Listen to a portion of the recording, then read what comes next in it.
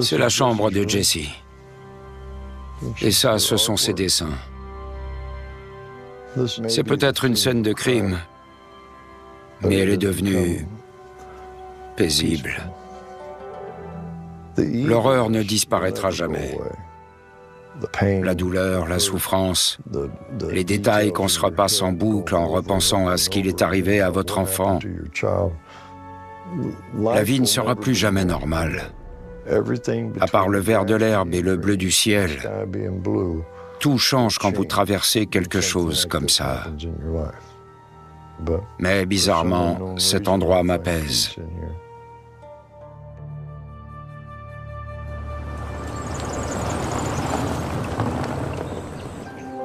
En 2005, Mark Lunsford et sa fille de 9 ans, Jessie Lunsford, vivent dans le hameau côtier d'Homosassa, en Floride.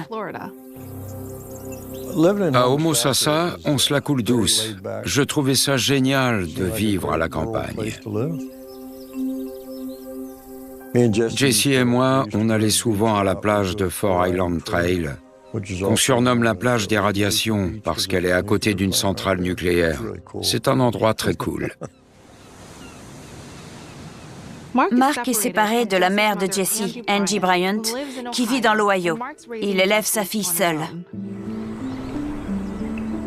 Mark Lunsford et Angie Bryant ont divorcé quand Jessie avait 1 an. Mark a obtenu la garde de la petite. Ça ne me dérangeait pas d'être un père célibataire. Mes parents étaient de bons chrétiens, proches de leurs enfants. J'ai suivi leur exemple. Soucieux d'offrir à sa fille un foyer stable, Mark revient s'installer chez ses parents, Archie et Ruth. Sa mère, Ruth, est une figure maternelle majeure dans la vie de Jessie. C'était la femme la plus importante dans la vie de Jessie, sa grand-mère. Jessica était un miracle. J'ai eu de nombreux petits-enfants, mais elle était à part. Elle était propre et ordonnée. Sa chambre n'était jamais en bazar. Si ses vêtements étaient sales, elle les enlevait et trouvait autre chose à mettre. Elle tenait ça de sa grand-mère. On était toujours ensemble. Comment tu t'appelles? Jessie, Jessie. Et tu as quel âge? 4 ans. 4 ans. Quand j'étais avec elle, je ne la tenais pas par la main. Je la tenais par le petit doigt. Elle se sentait plus grande si on lui tenait juste le petit doigt. On accrochait nos petits doigts comme ça. On ne s'inquiétait jamais pour Jessie. Quand elle sortait faire du vélo, elle n'allait qu'à 3 ou 4 maisons de chez nous, jamais plus loin. Elle restait toujours en vue. On se croit toujours en sécurité là où on vit. On ne devrait sans doute pas être si naïf.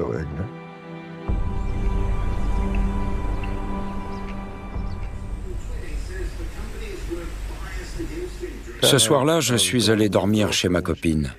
Notre règle, c'était de se faire un câlin et un bisou avant de partir, toujours. J'étais sur le point de partir et Jessie est venue me dire que je devais d'abord lui faire un bisou et un câlin.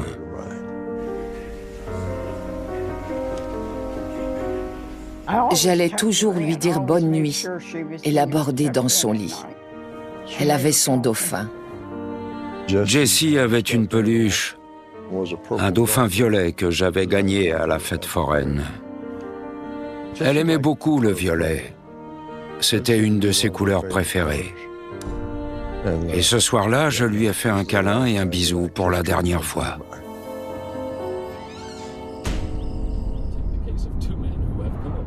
Le lendemain, avant d'aller travailler, je suis repassé par la maison. Il devait être environ 5h30 du matin. En arrivant chez moi, j'ai ouvert la porte et j'ai entendu le réveil de Jessie sonner. Je suis allé dans sa chambre pour l'arrêter. Jessie n'était pas là. Ça ne m'a pas inquiété. Je suis allé voir mes parents pour savoir si Jessie était dans leur chambre. Ils m'ont dit que non. Même si ça ne lui ressemblait pas, j'ai d'abord pensé qu'elle se cachait quelque part. J'ai commencé à paniquer en voyant qu'elle avait disparu. Où était-elle? C'est devenu très inquiétant. Tout à coup, j'ai été submergé par la peur. Je la sentais m'envahir. Et ce n'était pas agréable. À quelle adresse est l'urgence? Une enfant a disparu. De quel âge? 9 ans. Comment s'appelle-t-elle? Jessica Lunsford. Quand l'avez-vous vue pour la dernière fois? Hier soir, quand je l'ai mise au lit. Quelle est sa date de naissance? Le 6 octobre 1995. On vous envoie quelqu'un, madame. Restez en ligne. Une enfant de 9 ans avait disparu. On a mobilisé du personnel supplémentaire et on s'est mis au travail. Je dirigeais l'équipe spéciale chargée de l'affaire Jessica Lunsford. En arrivant sur place, j'ai découvert Mark Lunsford. Il était affolé dans tous ses états. Il y avait avec lui son père qui essayait de le calmer et sa mère qui s'efforçait aussi de calmer tout le monde. Dans la chambre de Jessica, je n'ai pas vu de traces de lutte. Rien ne semblait avoir été dérangé. Il fallait déterminer si c'était un enlèvement ou une fugue. La tenue d'école de Jessica Lunsford était posée sur une chaise. Sa veste était encore là, et ses chaussures aussi. C'était une journée très froide pour la Floride. Il devait faire entre 3 et 5 degrés. Ça nous a alarmés. Si ça avait été une fugue, elle aurait pris tout ça avec elle. Ruth dit au shérif qu'un des objets préférés de Jessie a disparu. Il y avait un dauphin violet que Mark avait gagné à la fête foraine et donné à Jessica. Il n'était plus dans sa chambre. Elle a laissé ses chaussures et ses vêtements, mais elle a emporté son dauphin. Qu'est-ce que ça veut dire? Ce n'était pas normal. Ça ressemblait à un enlèvement d'enfant. Chaque minute compte s'il y a le moindre espoir de retrouver Jessica en vie. Une fois l'enlèvement confirmé, tous les policiers vous le diront, on a 48 heures. Il faut retrouver Jessie.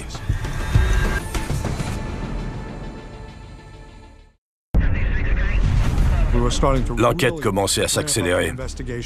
On savait désormais que Jessica ne s'était pas enfuie. Il lui était arrivé malheur.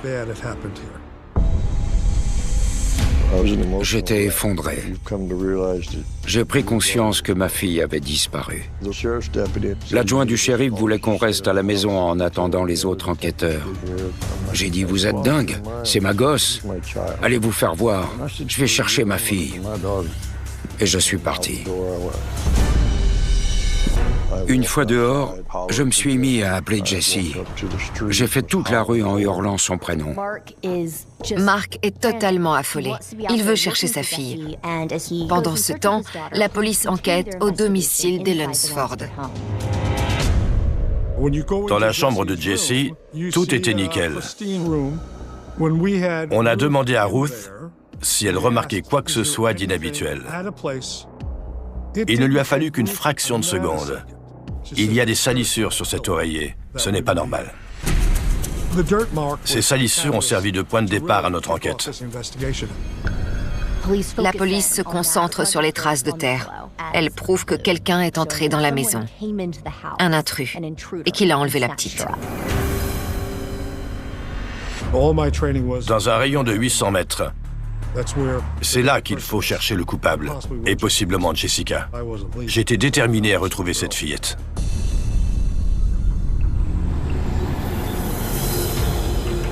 Les policiers quadrillent le voisinage. Ils n'ont pas de commission rogatoire, ni même de suspect potentiel. Ils tentent de savoir ce qu'il s'est passé. On a commencé par faire du porte-à-porte. Une équipe spéciale a été constituée et 30 enquêteurs venus de toute la Floride ont débarqué chez nous. Ils se sont chargés de faire le tour du voisinage. Ils ont frappé à toutes les portes pour vérifier qui habitait les maisons voisines et ils ont interrogé les gens. Avez-vous remarqué quelque chose d'inhabituel? La police frappe ainsi à la porte d'une femme de 49 ans, Dorothy Dixon. La résidence de Dorothy Dixon était tout près de celle des Lunsford. Elle habitait en face, dans une autre rue, mais on voyait la maison de Jessica de chez elle. Dorothy Dixon nous a laissé entrer. On cherchait Jessica. Elle a dit « Elle n'est pas ici, je ne peux pas vous aider ». Dorothy explique qu'elle a 3 colocataires qui ne sont pas là. Les policiers ne peuvent donc fouiller que les parties communes de la maison. En l'absence de commission rogatoire, ils ne peuvent fouiller aucune pièce sans l'accord préalable de la personne qui l'occupe. On peut autoriser la police à perquisitionner une zone à laquelle on a accès, mais pas une pièce occupée par quelqu'un d'autre. Dorothy a certainement dit « Fouillez toute la maison, faites ce que vous voulez ». Mais on n'a pas le droit, si ce n'est pas sa chambre. On est donc passé à la maison voisine, puis à la suivante, et on a continué à étendre les recherches. Les policiers ne trouvent rien au domicile de Dorothy Dixon. Mais chez les Lunsford, quelque chose attire leur attention. Les Lunsford avaient un tout petit chien. Quand j'ai sonné et qu'ils m'ont fait entrer, il s'est mis à aboyer comme un fou. Ce petit chien aboyait sur tout ce qui bougeait. On a demandé à Archie et Ruth s'ils l'avaient entendu cette nuit-là. Ils ont dit que le chien n'avait pas aboyé de la soirée. Le silence du chien incriminait les 2 hommes de la maison, Mark et son père. En qui d'autre le chien aurait-il eu confiance? Qui d'autre aurait pu réveiller Jessica et lui faire quitter la maison sans un mot? Tout ça était très suspect. Et on a décidé de se focaliser sur Mark et son père. L'enquête sur Mark et Archie déclenche un nouveau signal d'alarme. On a vérifié les antécédents d'Archie. Il avait un casier judiciaire. Et Mark aussi avait un casier judiciaire. Mark a déjà été arrêté pour plusieurs infractions mineures. Et dans les années 1950, Archie a été soupçonné d'enlèvement, de voies de fait et même d'une tentative de viol. Bien que les charges aient finalement été abandonnées, Mark et Archie sont dans le collimateur de la police. On avait soudain une image très différente de cette famille. Il fallait creuser. J'ai convoqué Mark et Archie au bureau du shérif. On les a mis chacun dans une pièce filmée et on a commencé à leur poser des questions.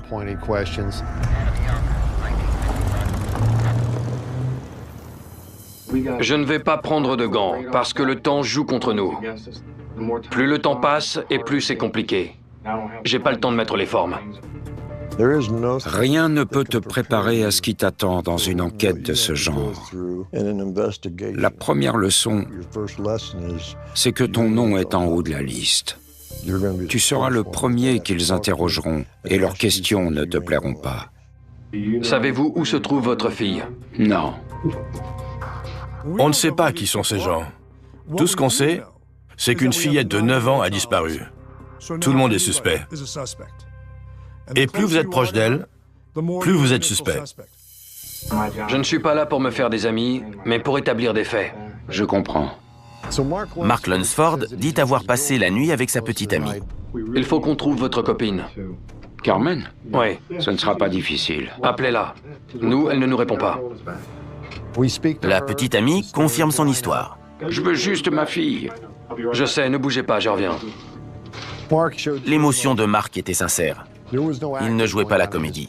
Sa fille avait disparu et il voulait savoir ce qui lui était arrivé. Alors que la police interroge Mark, un autre enquêteur passe Archie au grill. Il se passait quelque chose avec Jessie. La situation vous a échappé. Peut-être qu'elle voulait en parler à quelqu'un. Comment vous pouvez faire ça? Archie était costaud. C'était pas un tendre. C'est des Ok. Le seul truc dont je suis coupable, c'est d'aimer ma petite fille. Il n'était pas du genre à se laisser intimider. Si c'est à ça que vous servent vos études, c'est de l'argent mal dépensé. Vous croyez que je vais rester calme? Mais je suis pas loin d'atteindre ma limite, là. C'était un homme formidable qui protégeait sa famille. Il fallait être fou pour imaginer mon père capable de ça. C'était une idée obscène, très éloignée de ce que j'avais toujours connu. Et on n'avait pas encore touché le fond. Je lui ai dit, votre père réagit bizarrement. On va vous laisser seul avec lui et vous allez lui parler. Mark a accepté. Archie? Oui. Votre fils veut vous parler. Papa, je suis en train de péter les plombs. Moi aussi, il m'accuse, Mark. Je sais, ils me l'ont dit. J'arrête pas de leur répéter, mon père fera jamais ça. Mais ils sont convaincus que tu sais où elle est. Si je le savais, tu le saurais aussi. Pardon, papa. Mais ils n'arrêtent pas de me dire que tu sais où elle est. Tout ce que je veux, c'est qu'on me rende Jessie. C'est ce qu'on veut tous les deux. Il s'intéressait beaucoup à notre famille, et pas tellement à qui que ce soit d'extérieur. Pendant 2 jours, Mark et Archie passent des heures en salle d'interrogatoire. Les enquêteurs se focalisent sur Archie. Ils sont convaincus que la famille sait ce qu'il est arrivé à Jessie. Allô? Il y a du nouveau? Ils ne la trouvent pas, Sissi. Qu'est-ce que je vais faire? Vous voulez interroger les proches jusqu'à les rendre fous, allez-y. Mais pendant ce temps, retrouvez ma fille. La police pense qu'il faut les faire craquer pour retrouver Jessie. Les 2 hommes finissent par accepter de se soumettre au détecteur de mensonges. J'ai passé Mark et Archie au détecteur qui les a blanchis tous les deux. J'ai prévenu le shérif qu'il n'avait rien à voir avec tout ça. Ça a pris du temps, mais la vérité a fini par sortir. Notre famille n'avait rien à voir avec sa disparition. Il faut quand même rappeler que dans cette affaire, il n'y avait pas d'effraction. Il n'y avait pas de cris ni d'aboiements. C'était comme si elle s'était laissée emmener en silence. Donc je comprenais, mais j'étais quand même en colère. Après avoir écarté les 2 hommes, la police s'intéresse à la mère, Angie. Il y avait eu un divorce. La mère était dans l'Ohio et le père ici. Il fallait comprendre la dynamique familiale. Je m'en suis toujours voulu, parce que c'est la police qui a appelé Angie pour lui demander si elle savait où était sa fille qui avait disparu. Les enquêteurs parviennent à confirmer l'alibi de la mère de Jessie pour la nuit de la disparition. La mère était dans l'Ohio. On a pu l'écarter de la liste des suspects. De retour chez lui, Mark Lunsford a fait une découverte affreuse. La disparition a été signalée jeudi matin. L'histoire de Jessie, d'abord couverte par les chaînes locales, est rapidement reprise par les médias nationaux. À son retour, Mark a trouvé la porte d'entrée ouverte. Jessie n'était plus là. J'étais en 5e quand Jessie a disparu. J'ai vu ça aux infos. Elle était aussi du Sud et on avait presque le même âge. Ça m'avait effrayée. On a diffusé la photo dans tout le pays. On a fait circuler l'information. Réveillez-vous, votre enfant sera peut-être le prochain. Je connais la puissance des médias. La jeune Jessica Lunsford a ému le monde entier. Je vous en supplie, aidez-moi à trouver ma fille et à la ramener. Je veux juste savoir où elle est, si elle va bien. Sa place est auprès de sa famille. On reçoit des centaines et des centaines d'appels par heure. Il n'est pas question d'abandonner les recherches. Mais au fil du temps, beaucoup commencent à envisager le pire. Ton intuition te dit que le temps est compté. Je parlais à Dieu tous les jours pour le supplier de la ramener à la maison.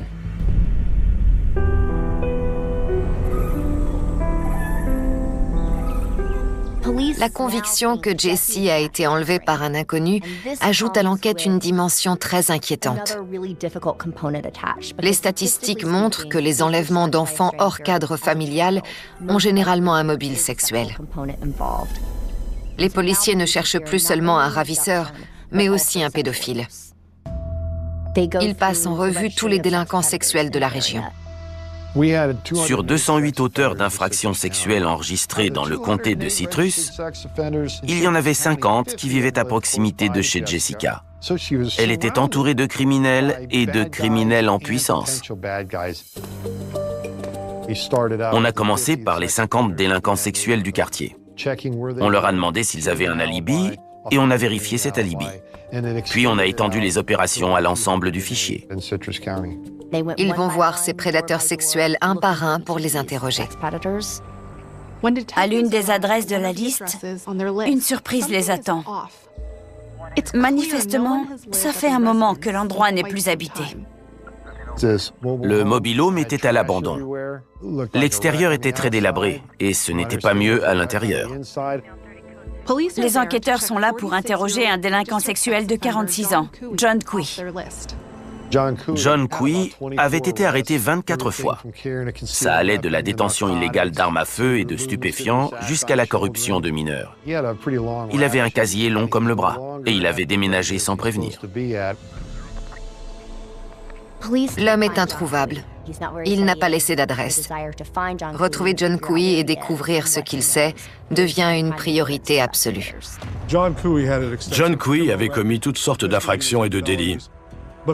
Mais surtout, il s'était introduit dans une maison et avait été surpris par le père dans la chambre de sa fille. Quelques jours plus tard, alors qu'elle recherche John Cui, la police reçoit un appel provenant d'un comté situé à une centaine de kilomètres. Le shérif du comté de Hillsborough m'a appelé tout à l'heure pour m'indiquer qu'ils avaient retrouvé un corps qui pourrait être celui de la fillette. Le shérif est passé nous voir. Il venait nous prévenir qu'en cherchant Jessie, ils avaient trouvé un corps dans une mare. C'était très tendu. On avait un corps dans l'eau. Ils avaient repêché une jeune fille dans le lac Tonoto-Sasa, à environ 115 km d'ici. Ils nous ont dit « c'est elle, c'est Jessie ». Mais en réalité, c'était le corps d'une fille plus âgée avec un tatouage. Jessica n'était pas tatouée. On nous a confirmé que ce n'est pas elle. Je répète, ce n'est pas elle. On a découvert que c'était une prostituée. C'est courant. On retrouve des corps partout par ici. C'est triste. On en cherche une et on en trouve une autre. Jessie a disparu depuis plus d'une semaine. L'affaire tient tout le pays en haleine. Jessie fait la une des journaux. Les médias couvrent l'affaire sous tous les angles possibles. Les gens veulent aider à la retrouver. En quête d'indices, des bénévoles ont entrepris de fouiller à nouveau les bois ce matin. On a reçu 3000 appels, dont un de Maddie Secord, la nièce de Cui. Elle nous a contactés parce qu'elle savait que John Cui avait déjà commis plusieurs agressions sexuelles. Elle nous a dit qu'il vivait juste en face de chez Jessica Lunsford, mais que personne ne le savait. La maison appartient à Dorothy Dixon, qui s'avère être la sœur de John Cui. C'est important, parce que Dorothy Dixon a déjà été interrogée lors de la première enquête de voisinage. Les policiers lui ont parlé. Ils sont entrés chez elle. Mais ils n'ont pas eu accès à toutes les pièces. Ils n'ont pu aller que dans les parties communes. Là, tout se met en place. Et ils se disent, si ça se trouve, la petite était dans la maison.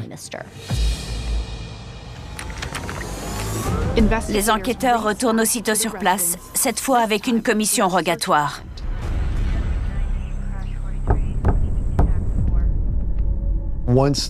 Une fois à l'intérieur, les inspecteurs entrent dans la chambre de John Cui. Là, ils trouvent un matelas ensanglanté et des câbles d'enceinte. Ils envoient ça au labo pour analyse. Tout indique que Jessie a été retenue ici, mais elle n'est plus là. Lorsque la police interroge Dorothy Dixon au sujet de son frère, elle obtient une réponse frustrante. Elle a dit qu'elle avait donné à John Cui de quoi s'acheter un billet de bus pour quitter la ville. Un billet pour Savannah, en Géorgie. Je suis convaincu que Dorothy Dixon a acheté ce billet pour se débarrasser de John Cui parce qu'il mettait toute la famille en danger en restant là sans s'être inscrit. Dorothy Dixon affirme qu'elle ne savait pas que Jessie était là et qu'elle n'entrait jamais dans cette chambre. Son rôle dans cette affaire est louche, mais la police veut avant tout retrouver John Quay.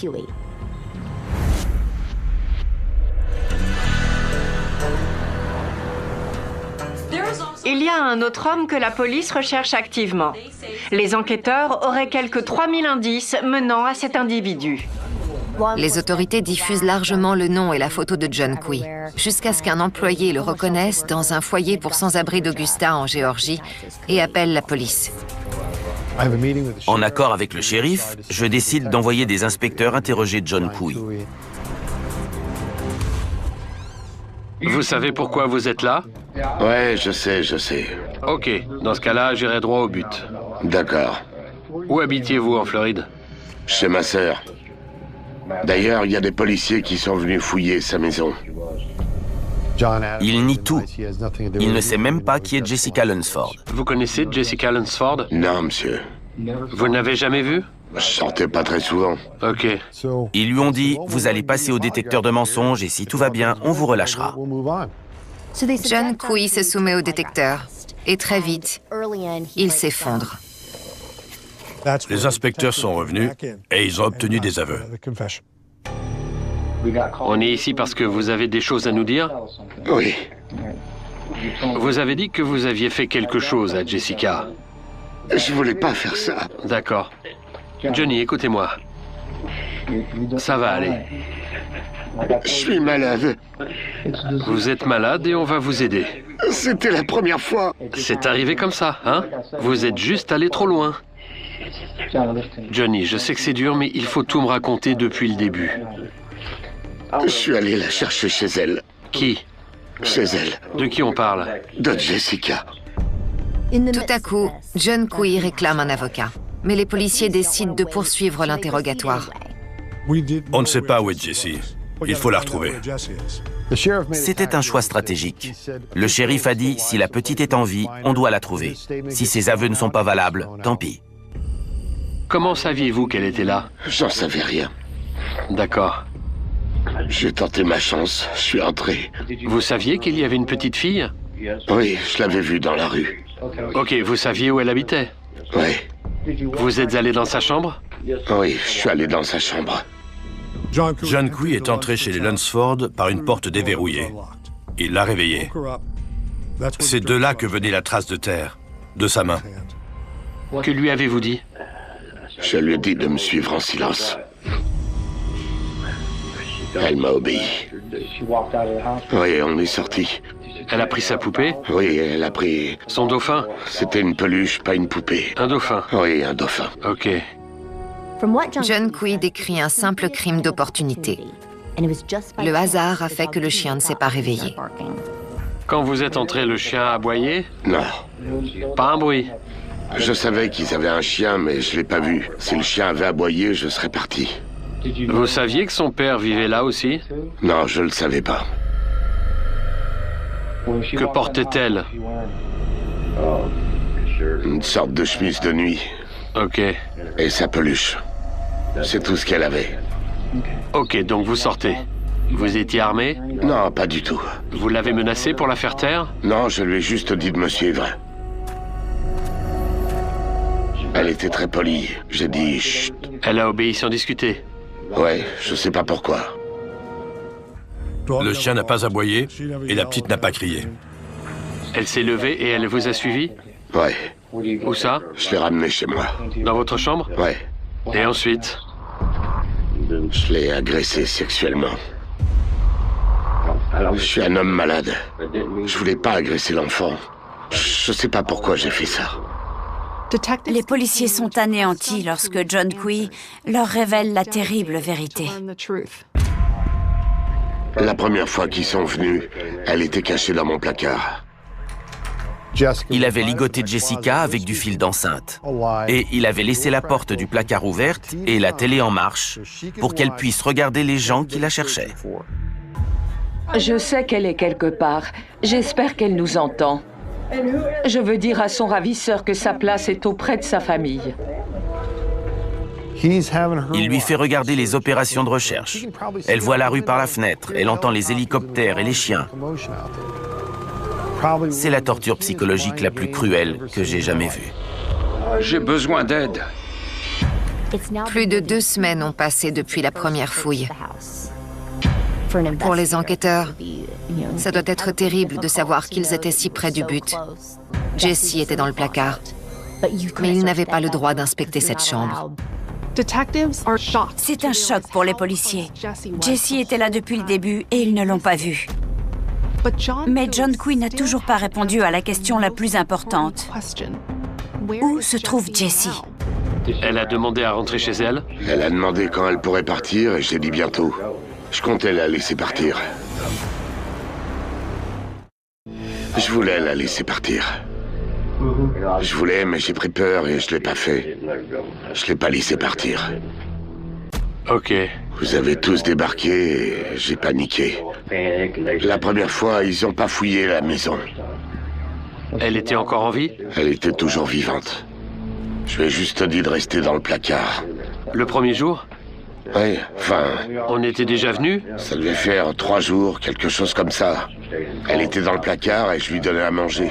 Je lui donnais à boire. Mais j'ai pris peur, je savais pas quoi faire. Elle savait qu'on la cherchait? Ouais, je lui ai dit. Je lui ai dit que tout le monde la cherchait. Et elle l'a vu à la télé. Le 3e jour, Kui s'est dit « Je ne sais pas quoi faire. La police est venue. Je veux pas me faire prendre. Je dois me débarrasser de Jessica. » Qu'avez-vous fait ensuite? Je l'ai mise dans un sac. Un sac? Un sac poubelle. Et après? Je suis sorti un soir, j'ai creusé un trou et je l'ai enterrée. Elle était déjà morte? Non, je l'ai enterrée vivante. Où est son dauphin? Je l'ai enterré avec elle. Dans le sac? Ouais, elle voulait le prendre avec elle. Quand vous l'avez mise dans ce sac et jetée dans le trou, vous saviez que ça la tuerait? Ouais, je le savais. Écoutez-moi. Je suis malade. C'est très important, reprenez-vous. Comment on peut enterrer un gosse? Elle est morte et je pense à ses parents, je leur ai pris leur enfant.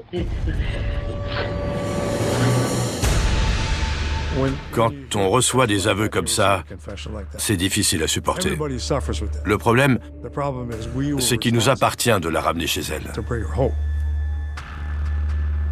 Et on prend cette responsabilité à cœur.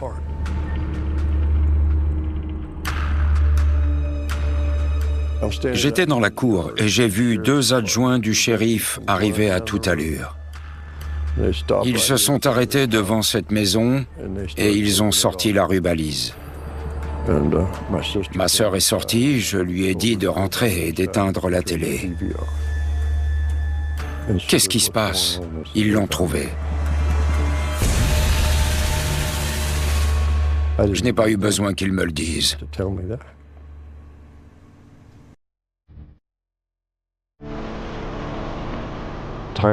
Plus tard, j'ai vu les gros bonnets du bureau du shérif se diriger vers moi.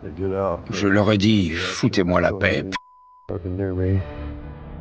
Allez annoncer à cette femme ce qu'il est arrivé à sa petite fille. Les policiers sont entrés dans la maison. On s'est assis là, dans le salon. L'un d'eux s'est agenouillé devant moi, mais je savais déjà.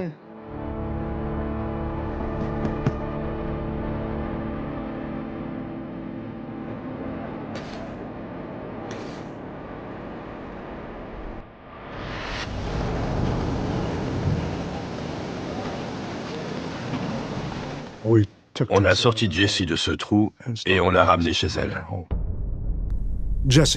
Jessie est morte asphyxiée à 1 mètre sous terre, dans un sac poubelle, avec les mains attachées dans le dos.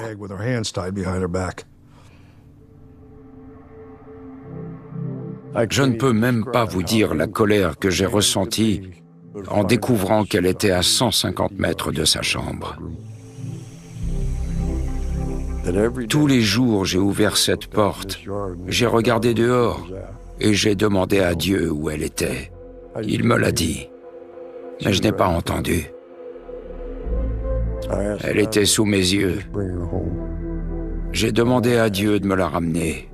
Je n'ai pas précisé de quelle manière. Je voulais juste qu'on me la ramène. Et on me l'a ramenée.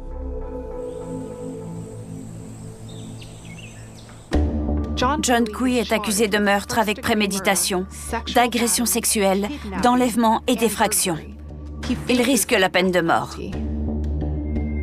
Dorothy Dixon est mise en examen pour obstruction à la justice, mais les charges sont abandonnées. On considérait que Dorothy Dixon et Maddie Secord étaient complices dans cette affaire. On les a arrêtés et mis en examen, mais ça n'a pas tenu. Le procureur ne nous a pas suivis. Le parquet a présenté ses arguments contre John Evander Cui, accusé d'avoir assassiné Jessica Lunsford, 9 ans, en 2005. Les pièces à conviction montreront que le responsable de ces actes se trouve là. L'accusation se heurte à un obstacle de taille. Comme l'avait prévu le shérif, les aveux de John Cui sont irrecevables parce qu'on a continué à l'interroger après qu'il avait demandé un avocat. Mais on avait le matelas, avec du sang et de l'ADN dessus. Notre dossier était solide, même sans ses aveux. L'accusé l'a enlevée, violée, enterrée vivante et assassinée. Il l'a mise dans 2 sacs poubelles.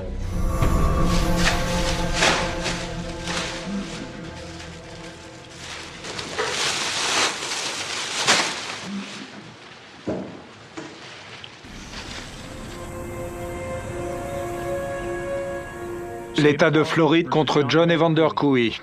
La Cour a rendu sa décision. Pour le meurtre de Jessica Mary Lunsford, ce tribunal vous condamne John Evander Cui à la peine de mort. Ma fille a obtenu justice, il va mourir.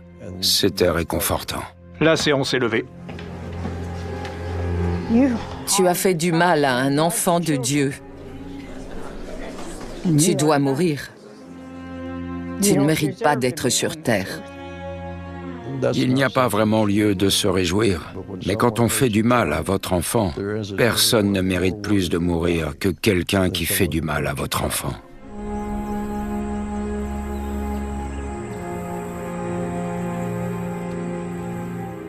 Finalement, John Cui meurt de cause naturelle en 2009, avant d'avoir pu être exécuté.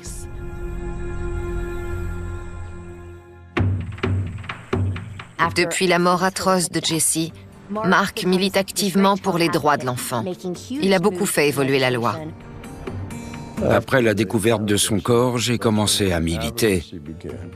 Et j'ai fait passer la loi de Jessie. Je suis là pour déclarer la guerre aux prédateurs pédophiles et pour vous convaincre de me rejoindre. Traquons-les au lieu de les laisser traquer nos enfants. Avis aux prédateurs. La loi de Jessie s'appuie sur des directives de peine et d'inscription pour limiter les déplacements des délinquants sexuels. Elle prévoit des sanctions plus lourdes pour les auteurs d'infractions sexuelles et les gens qui les accueillent. La loi comprend une peine plancher de 25 ans de réclusion pour certaines infractions sexuelles, ainsi qu'une surveillance électronique à vie pour les délinquants sexuels condamnés. Je suis fier de promulguer la loi Jessica Lunsford. Grâce aux efforts de Mark, la loi de Jessica est adoptée en Floride en 2005 et prend effet dans plus de 40 autres États. C'est l'héritage de Jessie. Mais il ne se limite pas à cette loi. Ils ont eu l'idée de créer des centres de défense des droits de l'enfant et j'ai soutenu ce projet. On n'a pas pu sauver Jessie, mais on a transmis son héritage. Ce centre de défense des droits de l'enfant porte le nom de Jessica Lunsford. Il vise à offrir à tous les enfants victimes de violences et d'abus un endroit sûr et accueillant où venir raconter leur histoire et entamer leur guérison. Dans les villes avec un centre de défense des droits de l'enfant, les dossiers sont plus solides, les procédures aboutissent davantage et le taux de poursuite augmente. J'espère qu'elle est fière de ce qu'on a bâti. J'espère qu'elle est fière de ce centre.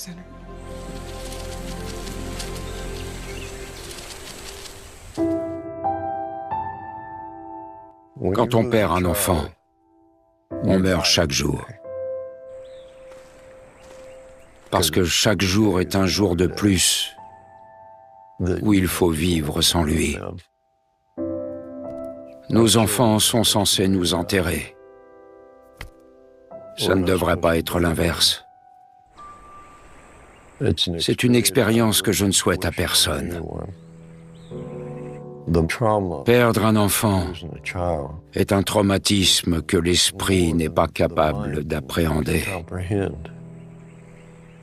Dans vos nuits de cauchemar, vous verrez ce que vous savez et vous imaginerez le reste. Et c'est encore pire. Personne n'a envie d'imaginer le meurtre de sa fille. Quand vous avez un enfant, vous échangez un morceau de votre âme avec lui. Et quand vous le perdez, c'est pour ça que c'est si douloureux. Vous perdez un morceau de votre âme.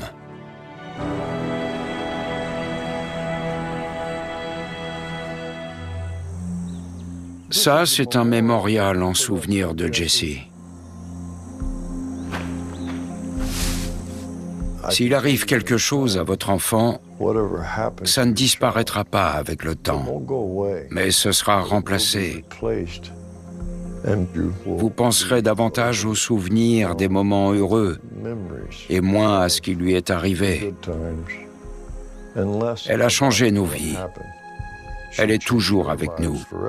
Elle n'est pas au cimetière. Son corps est là-bas. Mais elle est avec nous. On se disputait pour savoir qui aimait le plus l'autre. Un jour, après avoir répété chacun son tour, « Je t'aime plus, je t'aime encore plus », j'ai dit « Je t'aime comme ça » en faisant le tour. Et elle a répondu « Je t'aime comme ça et rien ne peut se mettre entre nous ». Elle ensorcelait tous ceux qui la rencontraient. C'était une voleuse de cœur. Tout le monde l'aimait.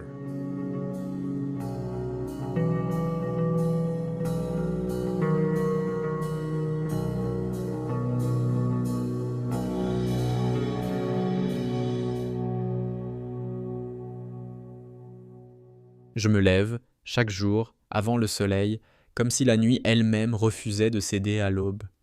C'est un rituel que j'ai appris depuis longtemps. Un rituel que je n'oserais pas interrompre. Dans la pénombre de la cuisine, le silence est presque lourd, mais il y a quelque chose de réconfortant dans ce calme, un espace pour les pensées, les souvenirs, les regrets. Aussi, je prends ma vieille toque, un peu usée par les années. Elle ne ressemble plus à celle des jeunes boulangers qui travaillent dans des endroits modernes. Mais elle a vu passer beaucoup d'histoires, beaucoup de matins, comme celui-ci. Une toque que ma mère portait, une toque qui me relie à elle, à ce qui est passé, à ce que je continue, sans savoir pourquoi, parfois. Je glisse mes mains dans la farine et je sens la douceur de cette poudre blanche entre mes doigts. C'est comme si chaque grain me parlait d'un passé lointain, d'un autre temps où ma mère préparait ces mêmes petits pains chaque matin. Les gestes étaient les mêmes, si simples, si répétitifs. Mais dans ces gestes se cachait une forme d'amour que l'on ne pouvait pas exprimer autrement. Elle ne disait pas beaucoup de mots, mais ses mains en parlaient pour elle. Elles étaient pleines de tendresse. Chaque boule de pâte que je façonne maintenant est une mémoire vivante de tout ce qui a été. Quand je ferme les yeux un instant, je peux presque entendre la voix de ma mère me dire « Il faut que la pâte repose, il faut qu'elle prenne son temps ». Elle avait ce calme inébranlable, cette patience que je n'ai jamais su totalement comprendre. Pour elle, la vie était une question de moments suspendus, de petites choses qui se tissent lentement, un fil à la fois. Transition légère, bruit de pâte pétrie, je roule la pâte, je la travaille, je la façonne. Chaque mouvement est une danse intime, un geste appris, répété encore et encore. Mais aujourd'hui, comme chaque jour, je pense à lui, mon fils. Mon unique enfant qui a quitté cette petite ville il y a quelques années, à la recherche de quelque chose de plus grand. Il voulait s'éloigner du petit confort de cette vie tranquille, voulait voir le monde, vivre des aventures. J'ai toujours compris, quelque part au fond de moi, que le monde l'appelait, Mais chaque matin, en pétrissant la pâte, je me demande « Pourquoi ne revient-il pas ?» Le four chauffe lentement, les pains commencent à prendre forme, c'est la même chose à chaque fois. Mais son absence, elle, ne prend jamais forme. Elle reste là, silencieuse, présente, comme une ombre, tapie dans l'ombre de la cuisine. Je me souviens de la dernière fois où il est parti. Il avait ses yeux pleins de rêves, d'espoir, d'avenir. Moi, j'étais là, lui donnant un dernier câlin, lui glissant une poignée de billets dans sa poche, mais je n'ai pas su quoi lui dire. Les mots me manquaient, comme toujours, parce qu'à ce moment-là, il n'y avait rien d'autre à dire que « Reviens, un jour ». Et il est parti sans un mot de plus, juste un regard et l'odeur de la pâte dans l'air comme une promesse non formulée. Silence, bruit de fond d'une porte qui s'ouvre lentement. Je regarde la pâte reposer, tout comme elle le faisait à l'époque, patiemment, attendant d'être transformée. Et je me souviens des moments où, enfant, il me regardait travailler. Je l'entends encore dire avec sa voix d'enfant « Maman, pourquoi tu ne te reposes jamais ?» Je n'avais jamais de réponse à lui donner. Peut-être parce que je croyais qu'une mère devait toujours être en mouvement, toujours être là, prête à donner, prête à nourrir. Les pains du matin, ce n'est pas juste un travail.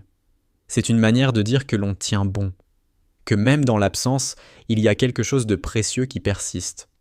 La chaleur du four, la texture douce de la pâte, l'odeur qui s'échappe des petits pains frais, tout cela est une forme d'amour. Une façon de tenir le temps à distance, de ne pas le laisser filer trop vite. J'ai mis de côté cette vieille recette de ma mère, celle qu'elle me transmettait sans jamais expliquer pourquoi, comme si elle savait que certains gestes n'ont pas besoin de mots pour être compris. Quand il reviendra, je veux qu'il goûte ces petits pains, qu'il retrouve un peu de ce que j'étais, un peu de ce que nous étions, lui et moi, avant qu'il parte, avant que tout change. Pause, bruit doux de pain qui sort du four. Le moment du matin est presque sacré pour moi. C'est un rituel qui me permet de rester connecté à lui, même quand il n'est pas là. Ces petits pains, c'est tout ce qu'il me reste à lui offrir. Une part de moi, tout en douceur et en chaleur, qui espère qu'il reviendra, qu'il trouvera un jour la paix de revenir ici, dans cette petite boulangerie, avec l'odeur des pains tout juste sortis du four. Transition musicale légère. Mais chaque jour, je me demande si le monde dans lequel il vit maintenant, dans lequel il s'est perdu, a encore de la place pour ces gestes lents, pour ces petites attentions. Est-ce que la vie l'a changé à tel point qu'il ne reconnaîtra plus la chaleur du four, ni le goût du pain maison ? C'est peut-être un rêve, mais même dans ce rêve, je suis prête à attendre. Parce que parfois, le seul vrai retour, c'est celui du cœur. Le seul retour qui compte, c'est celui qui revient quand le temps a pris son temps. Et peut-être qu'un jour, dans l'odeur d'un pain tout chaud, il comprendra ce que j'ai essayé de lui dire tout ce temps, sans jamais y parvenir avec des mots. Ceci est l'introduction à la première partie du script. Le ton est émouvant, avec une attention particulière sur les gestes quotidiens et la lenteur de la narration pour renforcer l'aspect émotionnel. Si cela vous convient, nous pourrons continuer avec les autres parties. Le soleil s'élève doucement, effleurant la ville endormie d'une lumière pâle, presque timide. Le four est allumé et l'air est empli de la chaleur qui enveloppe la boulangerie. J'enroule chaque boule de pâte, mes mains se perdant dans la douceur, dans cette texture familière, comme une étreinte, un retour à quelque chose d'intime. Ce geste de pétrir, de rouler, de façonner, je le fais chaque matin. Il n'y a rien de plus simple. Et pourtant, dans cette simplicité, je trouve un apaisement que rien d'autre ne peut offrir. Je ferme les yeux un instant, et l'odeur de la pâte fraîchement pétrie me ramène à ce temps où, enfant, il se tenait là, à mes côtés, observant mes mains. Il ne disait rien, mais je savais qu'il me regardait, il aimait me voir travailler, peut-être parce qu'il savait que chaque geste avait un sens, un poids, un amour silencieux qu'on ne pouvait pas exprimer autrement. « Pourquoi ? Tu travailles toujours, maman ?» demandait-il parfois, son regard cherchant une explication. Il ne comprenait pas encore que pour moi, le travail était bien plus qu'une simple occupation. Il était un acte de connexion, un acte de mémoire, un acte d'amour. Dans ces gestes simples, il y avait une forme d'abandon, de dévotion, de tendresse infinie.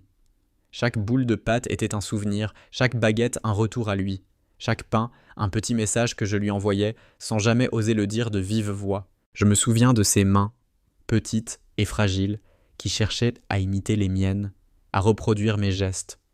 Je l'entends encore, sa voix pleine d'admiration, me dire « Un jour je ferai les pains comme toi ». Il avait une manière innocente de dire les choses, un espoir naïf, mais tellement pur, et je lui répondais, sans vraiment y penser, en souriant « Un jour, mon chéri, un jour tu feras les pains comme maman. » Mais maintenant, il est loin, dans un autre monde, un monde qu'il a choisi, un monde dans lequel je n'ai pas trouvé ma place. Il a trouvé sa voie loin de moi, loin de cette petite boulangerie, loin de ces gestes répétitifs qui pourtant me relient à lui comme un fil invisible. Je façonne les pains, et chaque coup de rouleau est comme une caresse sur un souvenir. Chaque pain prend forme, chaque forme me rappelle un instant particulier, une conversation oubliée, un rire d'enfant. Je n'ai jamais compris pourquoi il a voulu partir, pourquoi il a ressenti ce besoin irrépressible d'aller ailleurs. Était-ce moi, trop accroché à ces petits instants, ou bien le monde l'appelait-il de manière irrésistible, comme une force qu'on ne pouvait pas ignorer? Je laisse la pâte reposer à nouveau. Le temps sécherait est précieux, et il faut savoir l'attendre. Dans ce silence, la boulangerie semble me parler.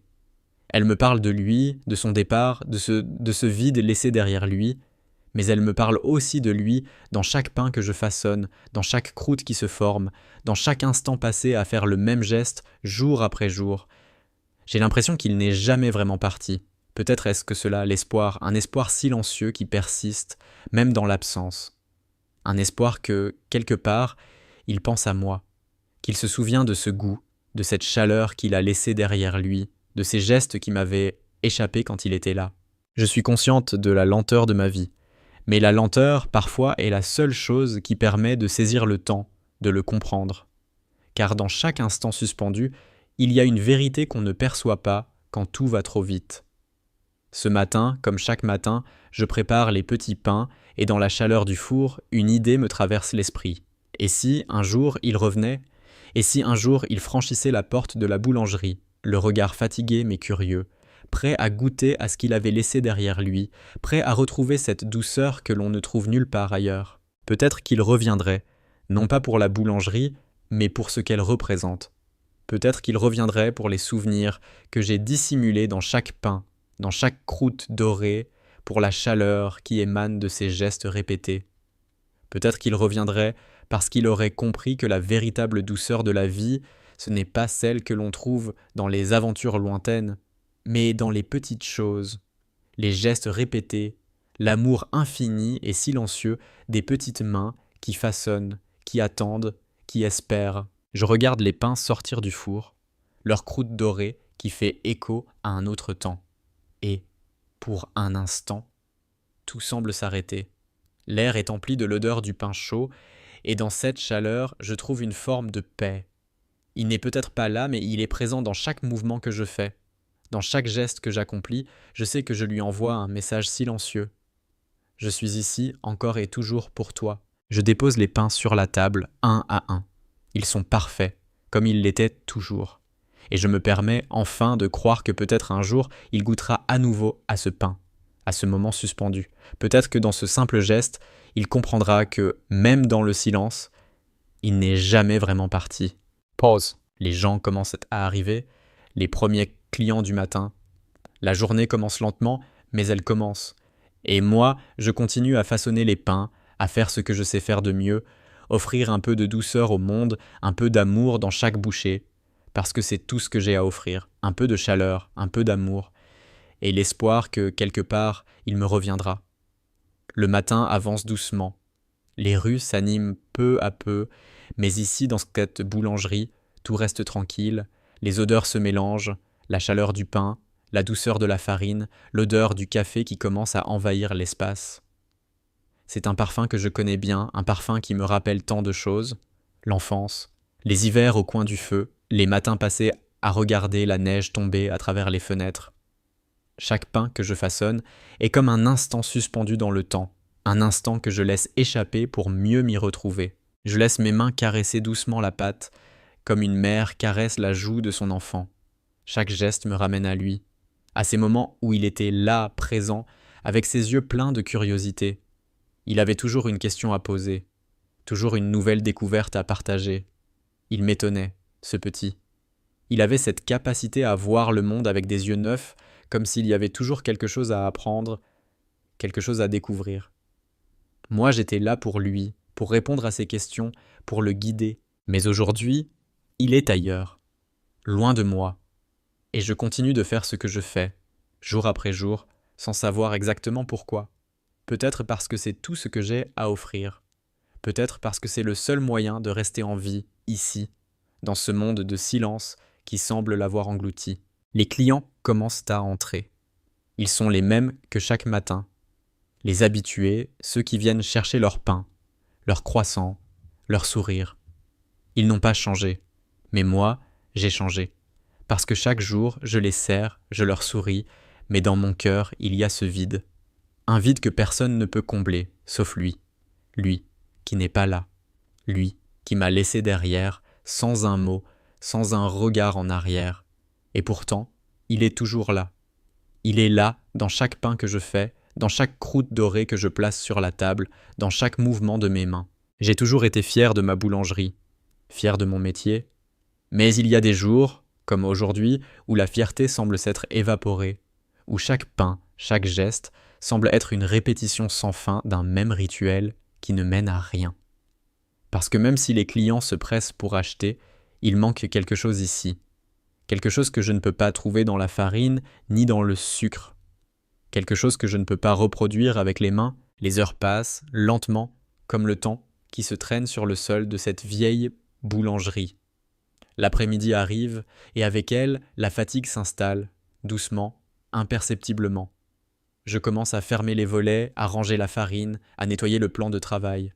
Ce sont des gestes simples, mais qui prennent tout leur sens en fin de journée. À chaque mouvement, je me demande si, au fond, ce que je fais a encore un but.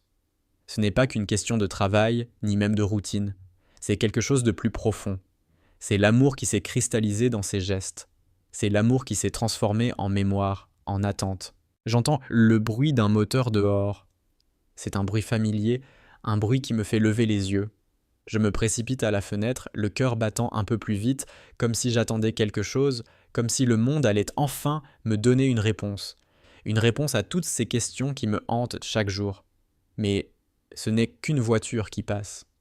Rien d'autre, juste une voiture parmi tant d'autres. Je souffle un soupir et mes épaules se détendent. Il n'est pas là. Pas encore. Peut-être qu'il ne reviendra jamais. Peut-être que la vie l'a emporté trop loin pour que je puisse le rattraper. Mais dans cette attente, dans cette lente respiration de la journée qui s'achève, je trouve une forme de paix. Parce que, d'une manière ou d'une autre, l'amour reste. L'amour est là, caché dans les petites choses, dans les gestes qui semblent futiles, mais qui en réalité sont tout ce qui nous relie. Je ferme la porte de la boulangerie. Le soleil se couche à l'horizon, peignant le ciel de nuances orangées et rouges. La nuit commence à tomber lentement et je me retrouve seul avec mes pensées. Je regarde les petits pains que j'ai faits aujourd'hui. Ils sont là, tous alignés, prêts à être vendus, prêts à être dégustés par d'autres. Mais dans ces petits pains, il y a une part de moi. Il y a l'amour que je ne peux plus lui donner, mais que je laisse dans chaque bouchée. C'est ma façon de lui dire que je l'attends, que je ne l'ai pas oublié. Et peut-être, juste peut-être, que quelque part, dans un coin du monde, il pense encore à moi. Peut-être qu'il regarde les étoiles et se souvient de cette lumière douce qui brillait dans ma boulangerie, de la chaleur du four et du parfum des petits pains. Peut-être qu'il se souvient de ce moment où, enfant, il me disait que plus tard, il ferait les pains comme moi. Peut-être que, quelque part dans un coin de son cœur, il garde ce souvenir, ce lien entre nous, comme moi, je le garde. Je laisse mes mains se reposer un instant, en pensant à lui.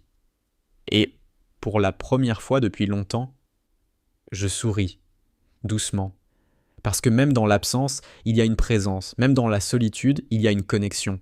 Et même dans le silence, il y a une vérité que seul l'amour peut révéler. C'est cela, l'humanité, cette capacité à aimer, même à distance, même dans l'attente. C'est cela qui nous fait tenir, qui nous fait avancer, qui nous fait espérer, encore et encore. La lumière du matin s'estompe, laissant place à un ciel plus doux, presque brumeux. La boulangerie, tout comme moi, semble avoir accepté le passage du temps. Les bruits de la ville sont devenus lointains, une mélodie discrète qui se fond dans le silence de cet espace. Le four est encore chaud, l'odeur du pain tout juste sorti du four flotte dans l'air, une promesse de confort et de sécurité. Mais pour moi, ces promesses sont devenues de plus en plus fragiles. Je me souviens encore de la dernière fois où il est revenu, il y a plusieurs années. Il était resté quelques jours, pas plus. Comme un fantôme, il avait traversé cette maison, cette boulangerie, en effleurant les souvenirs sans jamais s'y attarder. Il avait pris le temps de manger un petit pain, le seul qu'il n'ait jamais oublié. Mais il ne m'avait pas dit grand-chose. Juste des gestes, des regards, un peu de son ancienne présence, une étincelle d'autrefois avant qu'il ne reparte encore et toujours vers ses rêves, ses envies, loin de moi. Et moi, j'étais resté là, comme une vieille habitude, comme un pain qui lève lentement, sans savoir exactement quand il serait prêt. Aujourd'hui, je ne m'attends plus à rien. Les années ont emporté mes attentes, petit à petit, comme un vent qui effleure les vagues d'un lac. Chaque jour, je me relève, je façonne la pâte, je prépare les petits pains, tout en sachant que cette routine ne changera rien à sa distance. Mais il y a quelque chose de plus profond dans ce silence. Un silence que j'ai appris à entendre, à apprivoiser. Parce que dans ce silence, il y a des réponses. Pas des réponses verbales, mais des réponses qui se trouvent dans les gestes, dans les petits détails. Il y a l'amour caché dans la chaleur du four, l'espoir dissimulé dans chaque sourire offert au client, l'attente dissimulée dans chaque coup de rouleau. Je continue de travailler, la pâte sous mes mains, qui m'apporte une forme de réconfort, une forme de calme. Les gestes deviennent automatiques, presque sacrés. C'est comme si, à chaque tour de main, je réécrivais une histoire où chaque petit pain est une page d'un livre que je n'ai jamais fini de lire. L'histoire d'un fils, d'une mère, d'un lien qui résiste, même quand tout semble s'effacer. La mémoire, parfois, est une force plus puissante que tout. C'est elle qui nous maintient vivants, qui nous fait avancer, même quand la réalité nous échappe. Je regarde les petits pains qui commencent à cuire. Leur croûte dorée se forme lentement, et je sais qu'ils seront parfaits, comme chaque jour. Parfois, je pense que c'est la seule chose qui reste constante dans ma vie. La cuisson des pains, les mêmes gestes, la même chaleur, et dans cette chaleur, je trouve un peu de paix, un peu de douceur. Peut-être que je ne peux pas réparer ce qui est brisé, peut-être que je ne peux pas rattraper le temps perdu, mais dans cette petite boulangerie, chaque matin, chaque soir, je trouve un peu de réconfort. Les clients arrivent, l'un après l'autre, dans un murmure discret. Je les accueille avec un sourire, une salutation.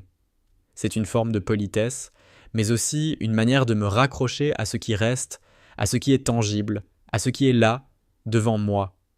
Les visages changent, mais la routine reste la même.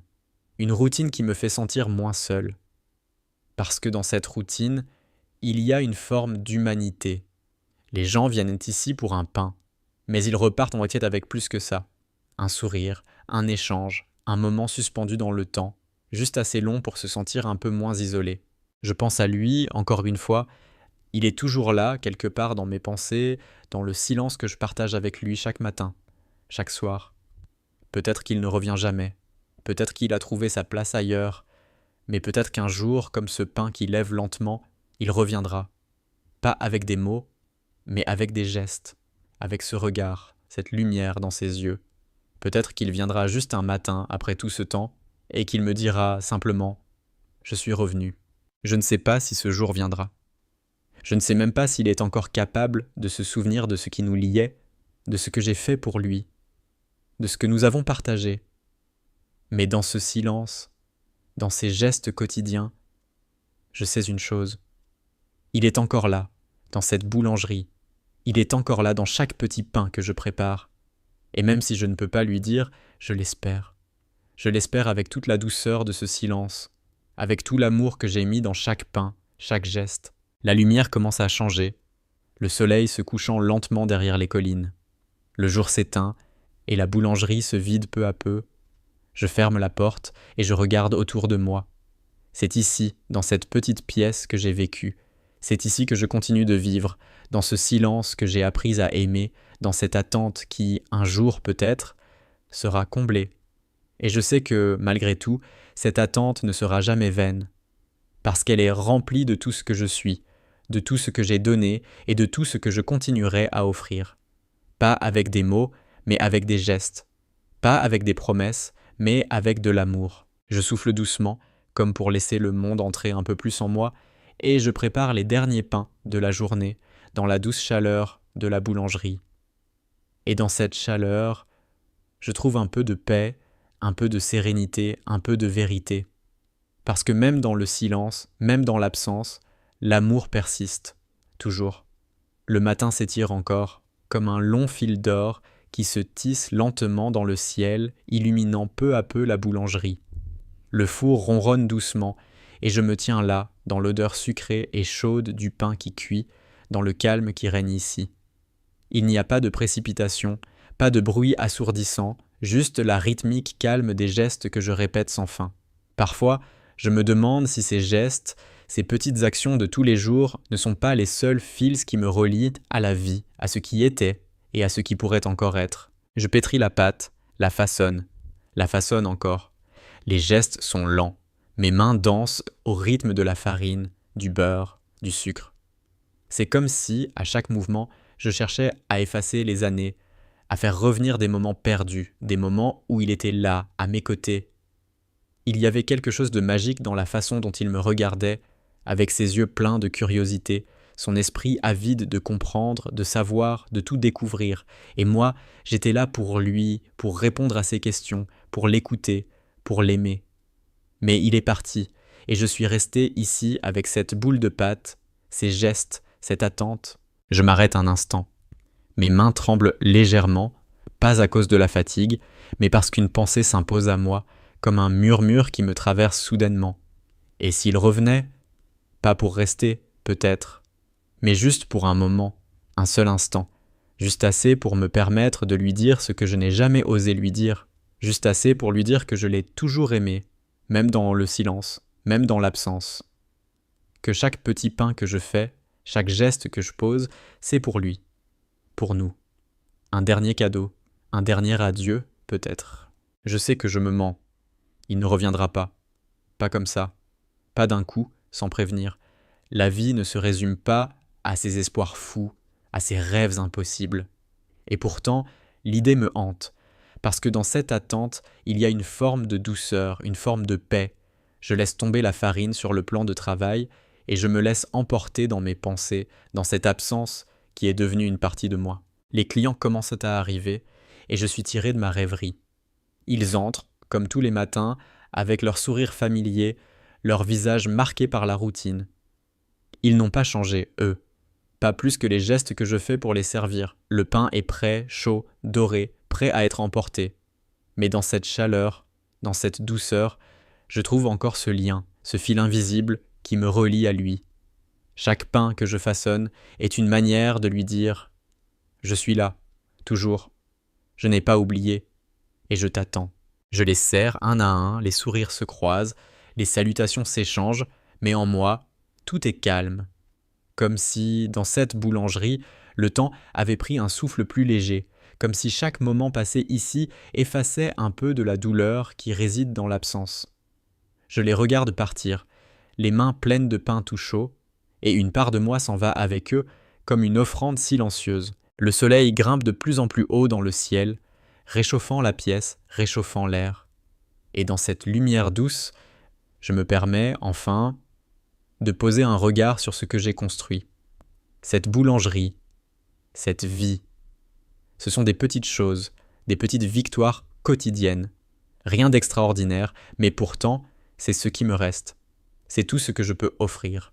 Des pains chauds, des gestes tendres, des sourires partagés, et ce fil fragile mais présent entre nous. Je nettoie le plan de travail, je range les derniers ingrédients. Le jour avance, mais il n'est pas encore terminé. Il y a encore des choses à faire, des gestes à accomplir. Et au fond, c'est tout ce que j'ai. Une vie faite de petites choses. Une vie faite de petites promesses. Et peut-être que, d'une manière ou d'une autre, ces petites promesses s'accomplissent. Même dans l'absence, même dans le silence. Parce qu'à travers chaque petit pain, chaque geste, il y a l'amour. Et cet amour, quoi qu'il arrive, reste, il persiste. Je ferme doucement la porte de la boulangerie à la fin de la journée, le soleil commençant à se coucher derrière les montagnes. L'air est frais, le vent léger, et dans ce vent, je trouve une forme de sérénité. Une sérénité qui ne vient pas du fait qu'il soit là, ni même qu'il revienne, mais du fait que, quelque part, dans cette attente silencieuse, je suis en paix, parce que j'ai donné tout ce que j'avais, parce que j'ai fait ce que j'ai pu, parce que malgré tout, l'amour persiste dans chaque petit geste, dans chaque petit pain. Et même si le monde oublie parfois, il y a toujours ces petites choses qui nous rappellent ce qui est vraiment important.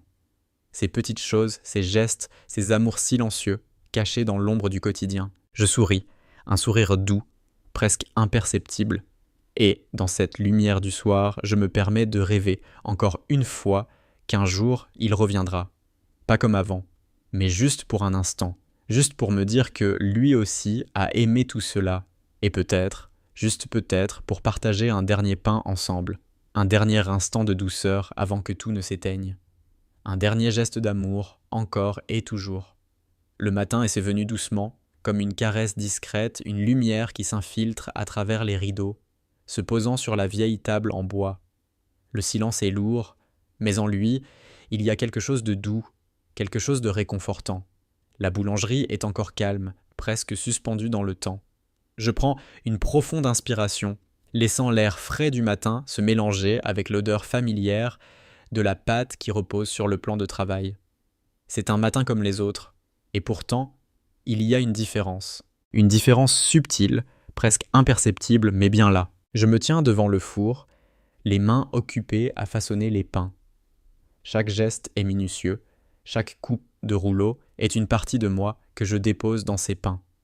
Ce matin, il me semble que la chaleur du four est plus douce, plus apaisante. Peut-être que je commence à accepter le temps, à l'accepter pour ce qu'il est, pour ce qu'il m'a appris. Le temps a été mon ennemi, mais il a aussi été ma compagne de route. Et à travers chaque moment que je passe ici, dans cette boulangerie, il m'a permis de comprendre quelque chose de fondamental. Je ferme les yeux un instant, et là, dans ce silence, j'entends des voix, des rires, des éclats de voix d'un passé lointain, d'un passé où il était là, mon fils. Il me semble que je peux encore entendre sa voix dans l'air, sa façon de rire, de courir autour de la boulangerie. Il me manquait tout le temps, même quand il était là. Et pourtant, aujourd'hui, ce vide, cette absence, m'apparaît d'une manière différente. Ce n'est plus un fardeau, ce n'est plus une douleur insurmontable, c'est une présence douce, presque familière, une présence qui me parle sans mots. Je prends un pain, je le dépose sur le comptoir, il est doré, parfait, mais il est bien plus que ça, c'est le symbole de tout ce que j'ai traversé, de tout ce que j'ai enduré dans le silence de cette boulangerie, jour après jour. La cuisson du pain, ces gestes répétitifs m'ont permis de comprendre que, malgré tout, l'amour que je porte est toujours là, il n'a pas disparu, il n'a pas cessé d'être, il est caché dans chaque mouvement, dans chaque détail. Même dans l'absence, l'amour persiste. Les clients commencent à arriver un à un, comme chaque jour. Leurs visages sont familiers, mais il y a quelque chose de différent en eux aujourd'hui. Ils ne le savent pas, mais ils sont la preuve que même dans cette petite boulangerie, même dans cette vie simple, il y a de l'humanité, il y a de la beauté. Chacun d'eux apporte un peu de lumière, un peu de chaleur. Chacun d'eux, avec ses gestes, ses sourires, me rappelle qu'il y a toujours des raisons d'espérer, des raisons de continuer. Peut-être que le monde semble parfois froid et indifférent, mais ces petits gestes, ces petites attentions, ces échanges silencieux entre inconnus montrent que l'humanité est là, même dans les moments les plus discrets. Je les serre l'un après l'autre avec mon sourire habituel, mais aujourd'hui, il est différent. Aujourd'hui, il porte une forme de paix, de sérénité. Peut-être que, pour la première fois depuis longtemps, je me sens prête à accepter ce qui est, à accepter que même s'il n'est pas là, même s'il est loin, je suis toujours sa mère, et il est toujours mon fils. Et ça, rien ne pourra jamais l'effacer. Le soleil monte dans le ciel, baignant la boulangerie d'une lumière douce et chaude. Je me laisse emporter par cette lumière, par cette chaleur. Elle semble réchauffer mes os, apaiser mon cœur. À travers la fenêtre, je vois le monde qui continue, les gens qui passent, qui marchent, qui vivent. Et moi, je suis là, dans cette petite boulangerie, à faire ce que je sais faire le mieux. Mais je sais maintenant que ce n'est pas tout. Ce n'est pas juste une question de pain, de farine, de gestes. C'est une question de vivre. Vivre pleinement, dans chaque instant, dans chaque respiration. J'entends la porte s'ouvrir de nouveau et je vois un visage que je connais bien. Une vieille amie, une habituée de la boulangerie. Elle entre, son sourire lumineux, et pour un instant, je me sens réconforté par sa simple présence. C'est comme si, dans son regard, dans son sourire, j'y trouvais un peu de ce que j'avais perdu. Elle ne sait pas ce que j'ai traversé, ce que je porte en moi, mais son sourire me rappelle que la vie est toujours là, que l'espoir ne meurt jamais. Même quand tout semble perdu, il y a des gens, il y a des moments, il y a des sourires qui nous rappellent qu'il y a encore de la beauté dans le monde. Elle prend son pain, me remercie chaleureusement et s'en va, emportant avec elle un peu de cette chaleur. Et moi, je reste là, devant la porte qui se ferme doucement. Un sourire s'étend sur mes lèvres, un sourire doux, serein. J'ai trouvé ce que je cherchais. Ce n'est pas dans le retour de mon fils que je trouverai la paix, c'est dans ces petites choses, c'est dans ces moments de lumière, dans ces gestes qui semblent insignifiants, mais qui, en réalité, sont tout ce qui compte. Je ferme la porte de la boulangerie et me tourne vers le four. Le dernier pain est cuit, doré à la perfection. Et dans ce pain, dans cette chaleur, je trouve la paix. La paix qui m'échappait depuis tant de temps.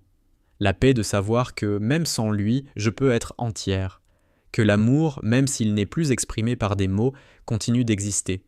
Il existe dans chaque pain, dans chaque geste, dans chaque sourire. Et je souris, en pensant à lui, en pensant à ce que nous avons partagé, en pensant à ce qu'il restera toujours entre nous.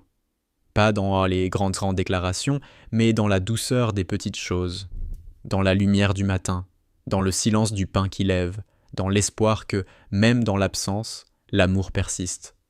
Le matin se lève doucement, comme il le fait chaque jour, en apportant avec lui une nouvelle lueur d'espoir.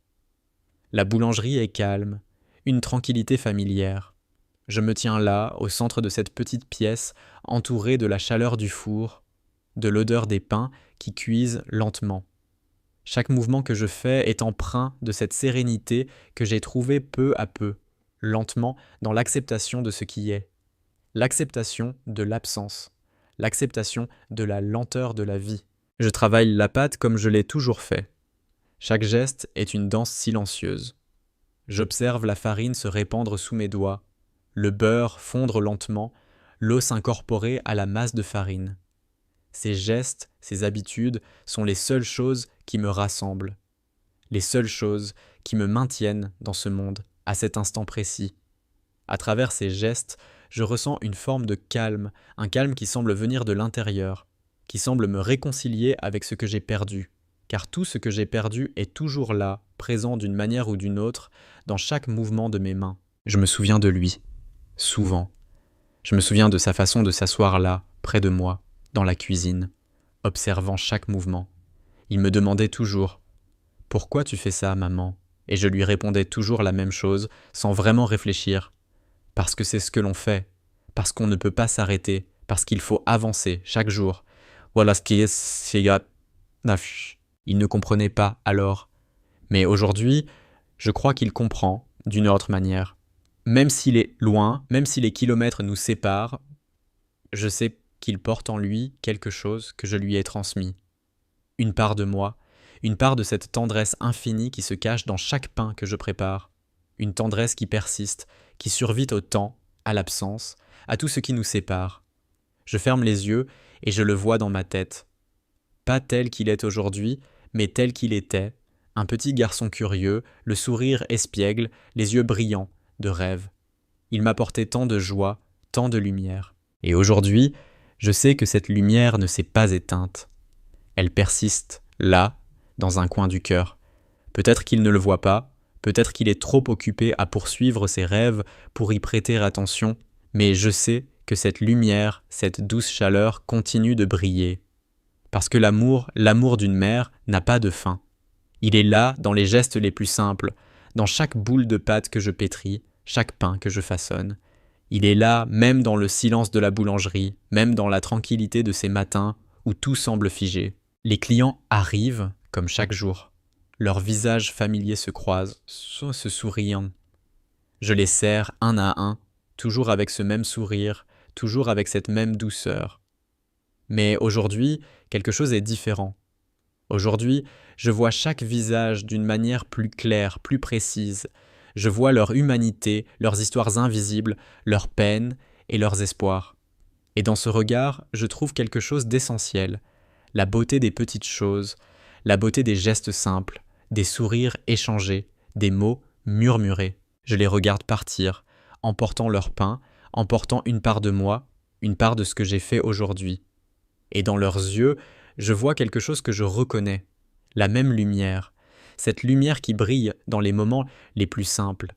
Et je me permets de croire que, même dans leur quotidien, même dans la vitesse avec laquelle la vie file, ils portent cette lumière en eux. Le soleil commence à se lever un peu plus haut dans le ciel, baignant la boulangerie d'une lumière douce, dorée. Je prends un moment pour m'arrêter, pour regarder autour de moi. C'est une petite boulangerie, une petite vie, mais c'est tout ce dont j'ai besoin, c'est tout ce que j'ai toujours voulu. Un endroit où les gestes ont un sens, où chaque petit pain est une petite victoire, une petite forme de beauté qui résiste au temps. C'est dans cette beauté, dans cette simplicité, que je trouve la paix. Je ferme les yeux un instant, et je laisse la chaleur du four m'envahir, la chaleur du pain tout juste cuit, la chaleur de l'amour, parce que même dans l'absence, l'amour persiste. Même dans les silences, même dans les espaces vides, il est là. Et peut-être que, même si je ne peux pas le dire, même si je ne peux pas le lui offrir d'une autre manière, il le ressent. Il sait que je suis là, que je l'attends toujours. Pas d'une manière pressante, mais d'une manière douce, patiente, comme un pain qui lève lentement, comme une promesse silencieuse qui ne se brise jamais. Je souris à cette pensée, et un sentiment de calme m'envahit. J'ai fait ce que j'ai pu. J'ai donné ce que j'avais à donner. Et dans cette vie, dans ce quotidien, il y a une beauté qui m'échappe parfois, mais que je vois aujourd'hui plus clairement. Une beauté dans les petits gestes, une beauté dans l'attente, une beauté dans l'amour, même quand il est silencieux, même quand il est caché dans l'ombre du quotidien. Et peut-être, dans cette simplicité, dans cette lenteur, il y a une forme de vérité, une vérité que je n'ai jamais comprise auparavant, mais que je commence à entrevoir maintenant. L'amour est toujours là. Il n'a pas besoin de mots. Il n'a pas besoin de promesses. Il est juste là, dans chaque geste, dans chaque sourire, dans chaque pain. Il persiste parce qu'il est la seule chose qui, au fond, soit véritablement éternelle. Je ferme la porte de la boulangerie à la fin de la journée. Le soleil se couche lentement derrière les collines, et moi je reste là, un sourire calme sur les lèvres, en paix avec ce qui est. Et dans cette paix, je sais qu'il y a encore de l'amour, qu'il y en a toujours eu, et que dans ce petit monde que je me suis créé, l'amour est ce qui persiste, ce qui résiste, ce qui éclaire tout, toujours. Le matin s'étire doucement, les premières lueurs de l'aube effleurent les fenêtres de la boulangerie, peignant de nuances dorées la pièce calme et silencieuse. Le four est déjà allumé, et l'air est empli de cette chaleur qui me réchauffe le cœur autant que le corps. Chaque jour, je me lève, je prépare la pâte, et chaque jour, je ressens une forme de réconfort dans la répétition. Il y a quelque chose de rassurant dans les gestes qui se suivent, dans cette routine sans fin qui donne un sens aux journées. Mais ce matin, quelque chose est différent. Il y a une légèreté dans l'air, une sorte d'espoir suspendu qui flotte autour de moi, comme si ce matin portait en lui une promesse. Je me tiens là, devant le plan de travail, mes mains plongeant dans la farine, et je sens cette douceur, ce lien qui se tisse entre moi et ce que je fais. Et alors, comme une lumière qui éclaire tout, une pensée traverse mon esprit. Et si ce matin, il revenait? Le doute n'est plus là. Ce n'est pas une question d'espoir, mais de certitude. Une certitude tranquille. Peut-être qu'il ne reviendra pas comme avant, pas avec les mêmes rêves, pas avec la même naïveté. Mais peut-être qu'il reviendra pour un instant, pour goûter à ce pain que j'ai toujours fait pour lui, pour retrouver cette part de lui-même qu'il a laissée derrière lui, sans même le savoir. Peut-être qu'il reviendra pour découvrir ce que j'ai appris dans l'absence, ce que j'ai compris au fil des années de silence. Je façonne la pâte, mes mains mouvant lentement, comme pour éprouver ce sentiment qui prend forme en moi. Une paix, douce et persistante, je le sens, ce retour. Ce n'est pas un retour physique, ce n'est pas un retour avec des mots, C'est un retour symbolique, un retour dans ce que nous avons partagé, un retour dans le langage silencieux des gestes.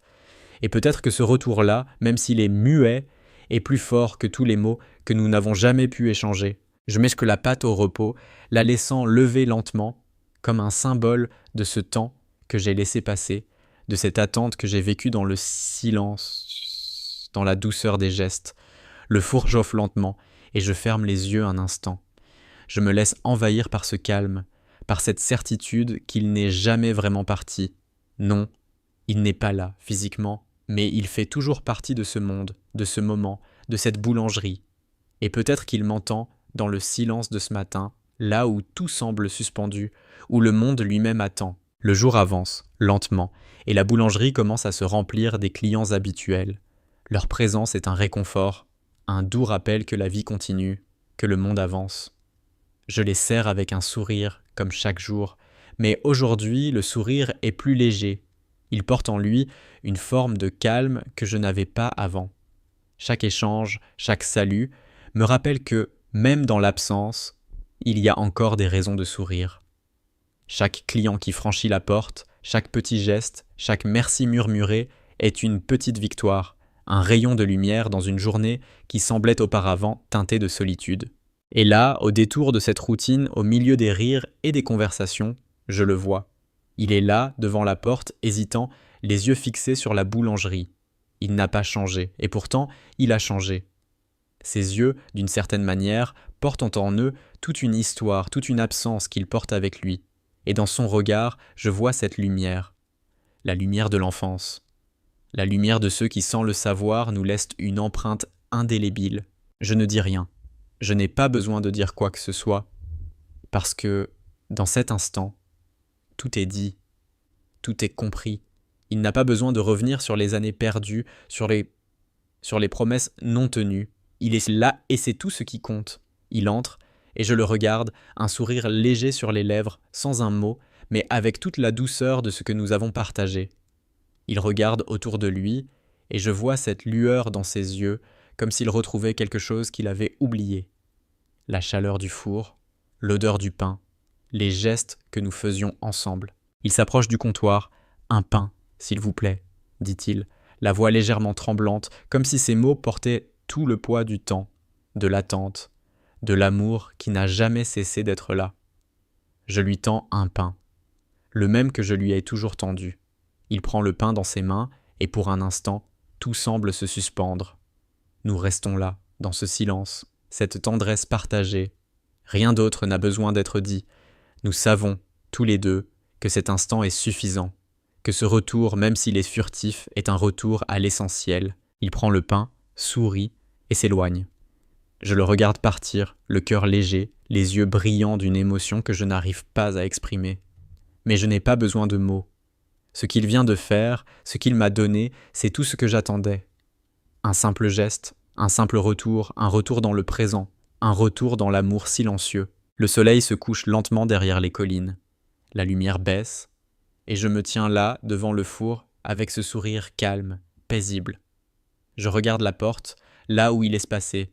Il n'est peut-être pas là, mais il est là. Dans ce geste, dans ce moment. Et peut-être, juste peut-être, que cet amour, caché dans chaque petit pain, dans chaque geste, a tout ce qu'il faut pour nous réunir, pour nous faire revenir l'un vers l'autre. Sans un mot, sans un cri, mais avec la lumière persistante de ce lien silencieux. Je ferme la porte de la boulangerie pour la dernière fois ce soir, le cœur rempli d'un calme absolu. Il est là, toujours.